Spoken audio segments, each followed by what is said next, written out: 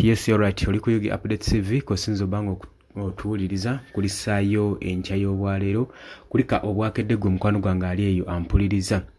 Kakati nno General Salim Saleh ono amanyikiddwa nga muganda wa Yoweri Kaguta Museveni yagenze maaso n'okugumya ekitongole ekya European Union wano mu Uganda oluvannyuma lwa Muhoozi okuvaayo okubawooninga nga bagamba nti nno kino kigenze maaso n'okukanga security yaabwe mu Uganda.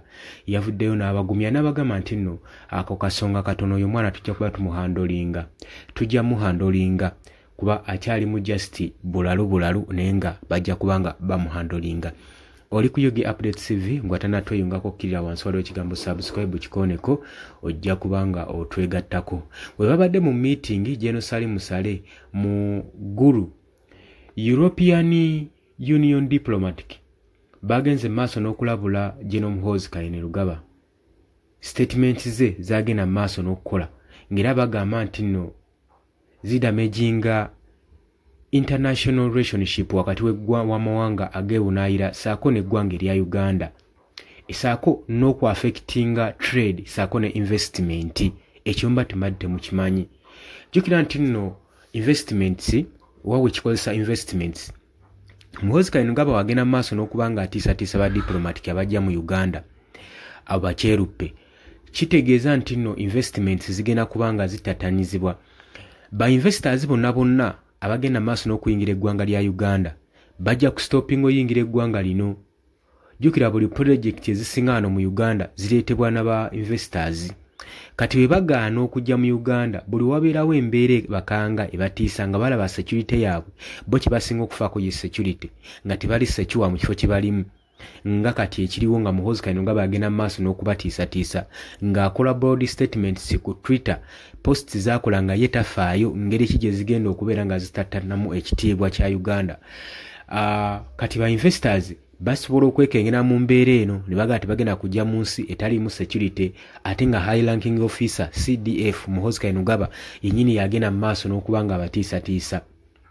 Era si kyekyo kyokka trade ebyenfuna nebyo bittattanyizibwa. Jjukira tutradinga n'amawanga ageebunaayira bangi abajja amawanga ageebunaayira gajja ne gatradinga naffe ebyo byonna bigenda maaso n'okuba nga bibatiisa saako okuttattana enkolagana kuba kakati wogenda maaso n'okuwooninga ba diplomatic aba European Union kati amawanga agaago gajja tandika okuba nga nago ganyiiga gagende maaso n'okuba nga gawooninga ba diplomatic abali mu ggwanga lyabwe aba Uganda. Kitegeeza ki? Oba naanyiiga obulungi buli muntu ajja kugamba buli nsi withdrawing ba diplomatic baayo mu ggwanga lyabwe ekintu ekiba tekijja kukola makulu mu ggwanga Uganda. Kati nga Uganda ekyakula ssaawa zino era yeetaaga obuyambi egenda maaso n'okwewola obwewoze buli kadde.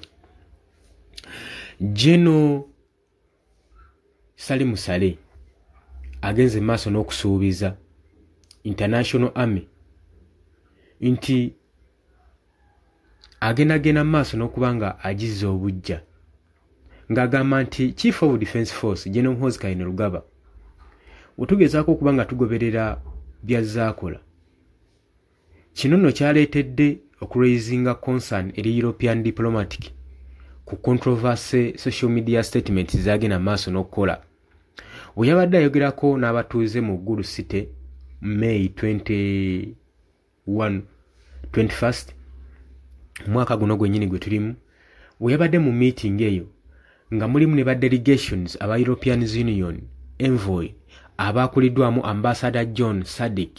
General Salim Saleh yagenze maaso n'okwogera ku nsonga eno n'agenda maaso n'okuba nga abagumya ng'akola condemnations ku CDF Chief of Defence Force ng'agamba nti the guy CDF the guy is funny a man because he is the only CDF who didn't come from Uganda Army.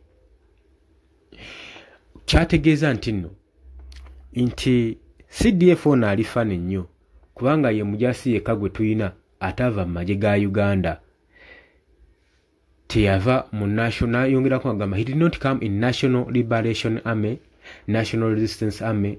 So for him he is a product of UPDF, an army which was created after 1995 General Salim Musale bwatu wagambye nti ye mu musaasire era akyali fane nnyo olw'ensonga nti nno Muhoozi Kainerugaba CDF gwe twogerako teyaleetebwa na magye g'eggwanga erya Uganda oba teyaleetebwa na National Resistance Movement era teyaleetebwa na gye eryaleeta gavumenti eno mu buyinza wabula ye just product ya UPDF ejje eryatondebwawo oluvannyuma lwa 1995 General Salim Musale watu bwagambye era ng'agamba abadelegates bano aba European Union nti ebigambo ebyo tebibatakolako nnyo temubiwa budde olw'ensonga nti nno tujja kuba tumuhandolinga budde bwonna era ayongeddeko ng'agamba omwana ono just ali crazy mulalu bulalu bano abaana balalu bulalu bafuna engeri gye bakiiringamu n'engeri gye bakolamu emirimu gyabwe olw'okuba nti nno basoma ekimala bali educated enough era bali well trained ate era si kitegeera kiki kiri naye gwe ky'obumanya nti just bali fani ebyabadde bigambo bya General Salim Musale ng'agamba so those guys are crazy. They have got their own ways of doing things because they are educated, they are very well trained. So I don't know what he is. Nabo kenyini tebamanyi kituufu kyali General Salim Chief of Defence Force. Mu meeting eyaliwo ekitongole kino ekya European Union nga bagenda maaso n'okusinkana aba Nationality Platform wali eri Makerere ekavule ku kitebe kyabwe bino nno tebyasanyusa General Muhoozi Kainerugaba era twalaba nga avaayo ng'agenda maaso n'okulabula ekitongole kino ng'agamba kabobi kano keekweka nnyo wansi w'abazungu naye lumu nja kagwako era nja kajjako omutwe byali bigambo bya General Muhoozi Kainerugaba kakati nno ebigambo ng'ebyo byagenda maaso n'okuba nga bitiisatiisa si president w'ekibiina kino ekya Nationality Platform wabula ne ba delegates aba European Union naddala okuba nga basuubiza okuba nga bagenda kujjako Bobby omutwe. Ambassador Sadek yagamba General Salim Musale nti that the post had created security among diplomatic had created insecurity nti post eno gye yakoze yabaleetedde okutya saako n'okuttatana security era tulaba tetuli sekiwa mu ggwanga n'abantu ba diplomatic nga bongerezaako bagamba nti yatusuubiza tutwala ku bbeesi ye nga bwe yakola Eddie Mutwe. Kino tulowooza nti nno nakyo kicreatingawo insecurity era tetumanyi byagenda maaso n'okukola era byagenda maaso n'okubanga agenda tukwasaako omukono nga yatusuubizza era yagenze maaso n'okwogera General Muhoozi Kainerugaba ng'agamba naddala oyo diplomatic oyo eyagenze maaso n'okucekinga omukono gwa Robert Kyagulanyi Ssentamu Muhoozi agamba namwetegereza bulungi nnyo era ng'ajja kisasulira era ng'agenze maaso n'okubalabula. Statement zino ze yakoze zigenda maaso n'okulabula ba diplomatic bano aba European Union zigenda maaso n'okudamaginga international image eri eggwanga lyattu Uganda saako n'okuaffectinga trade saako ne investment. Wabula General Salim Musale olwawulidde ebigambo ebyo ye n'agamba nti nno temufaayo era ensonga eyo nnafu nnyo tugenda kubanga omutabani oyo omuvubuka oyo tumumanaginga. Salim Musale muganda wa President Yoweri Kaguta Museveni era ne General Muhoozi Kainerugaba abeera anko we yagambye nti nno Muhoozi ono just is a new type of soldier nti kika kya mujaasi kipya era nga yamulankinze nga General V ng'agamba ye alowooza oyo tujja kuba olwedde tumumanaginga tujja mukontrolinga era kigambibwa nti Muhoozi teyakoma okwo kokka agenda maaso n'okuba nga ahandolinga attackinga ne Human Rights Commission naye agamba eno si ensonga si y'amaanyi kubanga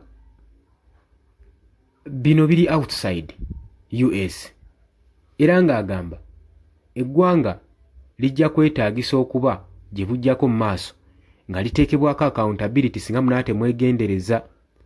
Diplomatic agamba nti amawanga agagebunaayira nga aga European Union gajja kwetaagisa okuba nga gateekawo accountability ku Muhoozi Kainerugaba ku byagenda mu maaso n'okuba nga akola oba ne statements ze.